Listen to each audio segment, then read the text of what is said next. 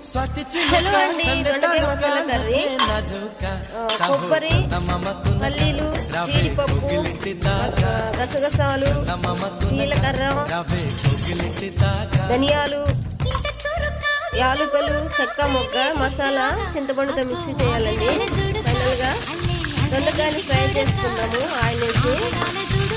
So దొండకాయలు fry అయ్యండి.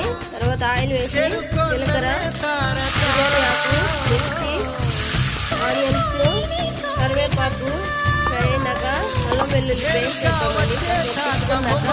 Tomato add చేద్దామండి. నెక్స్ట్ అయితే మసాలా చేద్దామండి. దాంట్లో కొంచెం వాటర్ వేసుకొని ఫ్రై అయినాక పసుపు,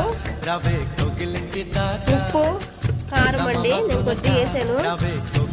సో ఫైనల్గా ఫ్రై అయినా దొండకాయలు వేసి వాటర్ వేసి ఉడకబెడతామండి. ఫైనల్గా కర్రీ రెడీ అండి. సబ్స్క్రైబ్